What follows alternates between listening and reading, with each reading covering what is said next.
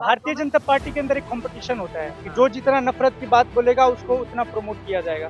जो दिल्ली में अरविंद केजरीवाल को सबसे ज्यादा गाली देगा उसको प्रमोट किया जाएगा। जो देश में सबसे ज्यादा हिंदू और मुसलमान करने का काम किया जाएगा करेगा उसको प्रमोट किया जाएगा। जो जाति के नाम पर लोगों को प्रताड़ित करने का काम करेगा उसको प्रमोट किया जाएगा। ऐसा प्रधानमंत्री जो 18 घंटे देश के लिए काम करता है उन पर आप जब इस तरह के आरोप लगाते हैं तो आपको नहीं लगता कि इस पे कहीं ना कहीं आप लोगों को देखिए सर, काम तो दीमक भी करता है पूरे 24-24 घंटे, लेकिन विकास का नहीं विनाश का। प्रधानमंत्री जी ने पूरे देश के लोगों को ये चेतावनी दे दी है कि आप अगर बटोगे तो कटोगे, और वो बिल्कुल सही कह रहे हैं। उनका कहने का मतलब है कि यदि आप बटे तो महंगाई से आपके जेब हम काट लेंगे। यदि आप बटे तो आपके युवाओं का भविष्य बेरोजगारी से, जिस तरह से रुपए की कीमत गिर रही है, जिस तरीके से सोने की कीमत बढ़ रही है, जिस तरीके से आटा दाल चावल की कीमत बढ़ रही है, जिस तरीके से इस देश के 80 करोड़ लोगों को राशन पर डिपेंड करा दिया, शिक्षा को चौपट कर दिया, तो ये तमाम चीजें इस बात की प्रामाणिकता है कि मोदी जी ने 10 सालों में इस देश को विनाश की तरफ लेकर के गए हैं। आप देखिए कि तमाम दंगों में ना कोई हिंदू मरता है ना कोई मुसलमान मरता है, मरने वाले केवल गरीब होते हैं। क्या कभी किसी नेता के बच्चे को हिंदू धर्म में या मुस्लिम धर्म के लोगों में बताइए, किसी भी नेता के बच्चे किसी दंगे में मरते हैं क्या? तो मोदी जी इस देश की दीमक की तरह हैं, और उनके 18-18 घंटे मेहनत का ये परिणाम है कि वो अपने मित्रों को अमीर बनाने के लिए और इस देश के युवाओं को अग्निवीर बनाने का काम कर रहे हैं। इस देश के लोग अब कह रहे हैं कि ना हम बटेंगे ना हम कटेंगे। भाजपा की तुष्टिकरण की राजनीति के खिलाफ, भाजपा की तानाशाही के खिलाफ, भाजपा के अहंकार के खिलाफ, भाजपा की गैर संवैधानिक नीतियों के खिलाफ अब सभी लोग मिलकर के भाजपा से निपटेंगे। नमस्कार, न्यूज नाउ भारत देख रहे हैं आप। मैं हूं राहुल पांडे। दिल्ली चुनाव में आम आदमी पार्टी और बीजेपी पूरी तरीके से तैयार है, लेकिन आप बीजेपी और खासकर प्रधानमंत्री नरेंद्र मोदी और योगी आदित्यनाथ झारखंड में जाकर एक नारा दे रहे हैं। योगी आदित्यनाथ ने कहा कि बटेंगे तो कटोगे, बटोगे तो कटोगे। मोदी जी ने कहा कि एक है तो सेफ है।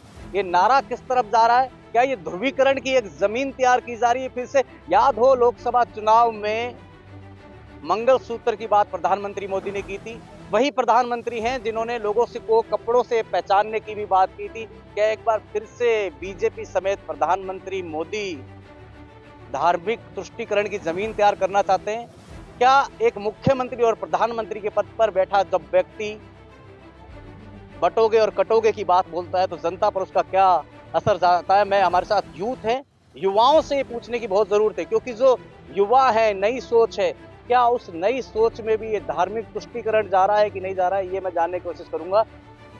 दिल्ली में चुनाव 3 महीने बाद हैं, झारखंड में अभी चुनाव है, महाराष्ट्र में चुनाव है। जिस तरह से प्रधानमंत्री मोदी अपने पुराने रूप में दोबारा वापस आते नजर आ रहे हैं, योगी जी ने कहा कि बटोगे तो कटोगे। कौन बटेगा, किसके कटने की बात होगी?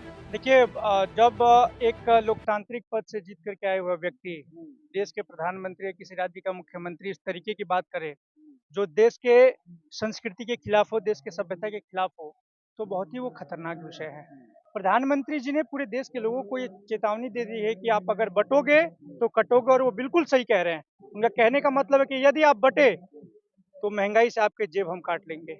यदि आप बटे तो आपके युवाओं का भविष्य बेरोजगारी से कटेगी। यदि आप बटे तो महंगाई से आपका किचन का गैस सिलेंडर कटेगा। यदि आप बटे तो आपका प्याज और टमाटर कटेगा। यदि आप बटे तो आपका भविष्य कटेगा। यदि आप बटे तो आपके वोट को काटा जाएगा। इस तरीके की राजनीति भारतीय जनता पार्टी जो कर रही है, निश्चित तौर पर उनका ये चेतावनी है। उन्होंने कहा कि एक रहेंगे तो सेफ रहेंगे। सही कह रहे हैं, एक रहेंगे तभी सेफ रहेंगे। पूरे देश के लोग जब भारतीय जनता पार्टी के खिलाफ एक रहेंगे तो मोदी जी के बेरोजगारी से सेफ रहेंगे। जब पूरे देश के लोग मोदी जी के खिलाफ एक रहेंगे तो मोदी जी के तानाशाही से सेफ रहेंगे। जब पूरे देश के लोग मोदी जी के खिलाफ रहेंगे तो मोदी जी के अहंकारी और तानाशाही नीतियों से सेफ रहेंगे। और इसीलिए इस देश के लोग अब कह रहे हैं कि ना हम बटेंगे ना हम कटेंगे। भाजपा की तुष्टीकरण की राजनीति के खिलाफ, भाजपा की तानाशाही के खिलाफ, भाजपा के अहंकार के खिलाफ, भाजपा की गैर संवैधानिक नीतियों के खिलाफ अब सभी लोग मिलकर के भाजपा से निपटेंगे। एक पोस्टर भी जारी हुआ है जिसमें जब मोदी जी ने कहा कि एक है तो सेफ है, तो मोदी जी के साथ अडानी की फोटो, अंबानी की फोटो और जो तमाम उनके व्यावसायिक साथी है उनकी फोटो लगा दी कि हाँ भाई, ये जब तक एक रहेंगे हम तभी सेफ है, अगर हम अलग हो गए तो मामला देखिए, गड़बड़ हो निश्चित तौर जाएगा। पर इस बात को आप समझिए कि प्रधानमंत्री जी ने इस देश के लोगों को चुनौती दे दी है, इस देश के लोगों को चेतावनी दे दी है कि यदि आप बटे तो बेरोजगारी से आपका भविष्य कट जाएगा। यदि आप बटे तो महंगाई से आपका जेब कटेगा। यदि आप बटे तो इस देश के अंदर अन्य तमाम साधनों से आप कटोगे और इसीलिए इस देश के हिंदू और मुसलमान कह रहे हैं कि ना हम बटेंगे, ना हम कटेंगे। मोदी जी की तानाशाही के खिलाफ, मोदी जी के अहंकार के खिलाफ, मोदी जी के गैर लोकतांत्रिक नीतियों के खिलाफ मिल करके भाजपा से निपटने का लेकिन काम एक करेंगे। प्रधानमंत्री जिनके बारे में कहा जाता है कि वो 18-18 घंटे काम करते हैं, उनके दिमाग में, उनके ज़हन में हमेशा देश हित रहता है। ऐसा प्रधानमंत्री जो 18 घंटे देश के लिए काम करता है, उन पर आप जब इस तरह के आरोप लगाते हैं, तो आपको नहीं लगता कि इस पे कहीं न कहीं आप लोगों को देखिए, सोचना चाहिए? सर काम तो दीमक भी करता है, हाँ, पूरे 24-24 घंटे, हाँ। लेकिन विकास का नहीं विनाश का।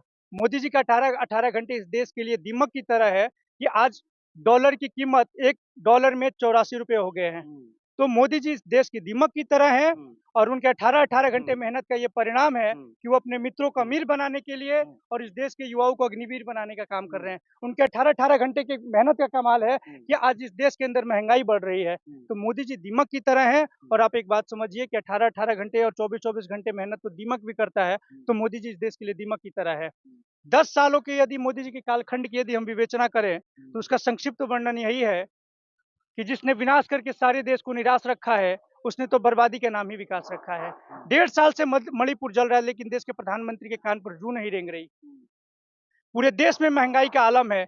जीडीपी के नाम पर इनकी सरकार ने गैस, डीजल और पेट्रोल के दाम बढ़ाने का काम किया।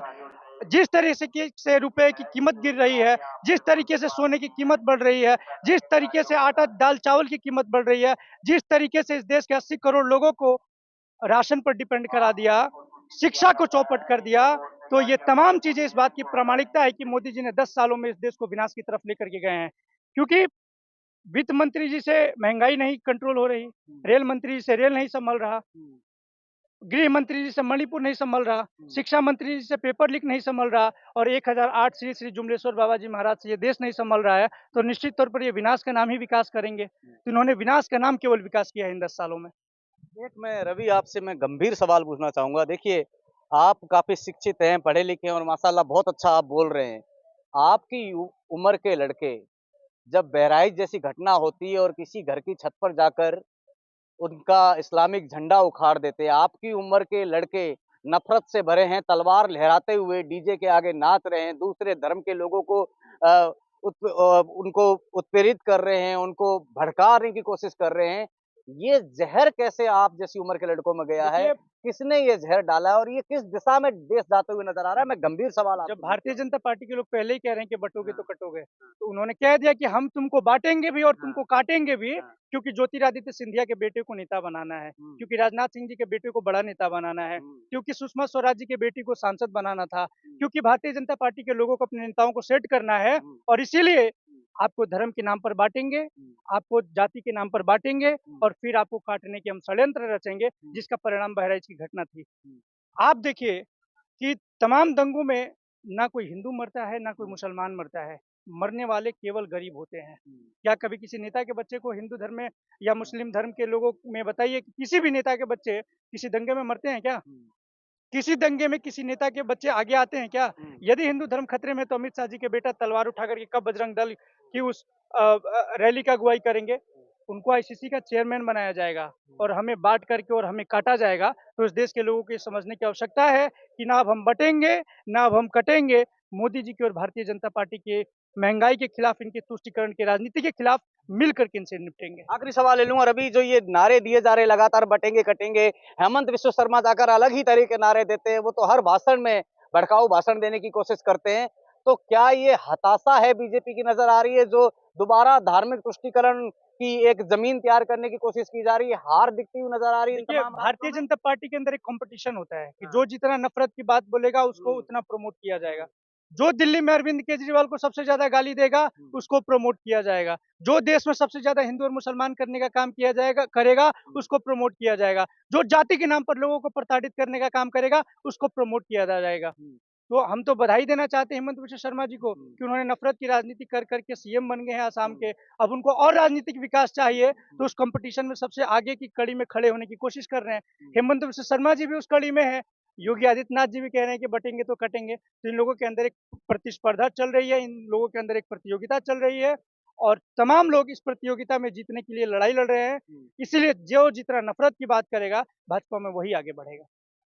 2 करोड़ नौकरियां हर साल देने का वादा करने वाले प्रधानमंत्री मोदी, बहुत हुई महंगाई की बार, अब की बार बीजेपी सरकार का नारा देने वाले प्रधानमंत्री मोदी, जब आज बात करते हैं कि बटोगे बटोगे तो कटोगे, एक है तो सेफ है, और 80-20 का नारा देते हैं, तो जनता में इसका क्या संदेश जाता है, ये आपने अभी सुना। हम बात कर रहे थे युवाओं के अंदर इसका क्या संदेश है, और क्या प्रधानमंत्री पद पर बैठा एक व्यक्ति जब इस तरह की भाषा बोलता है, तो आपको कैसा लगता है, क्या ये शोभा देता है? कमेंट कर जरूर बताइएगा। फिलहाल इस रिपोर्ट में इतना ही। मुझे मेरे सहयोगी विश्वजीत झा को दीजिए इजाजत। नमस्कार।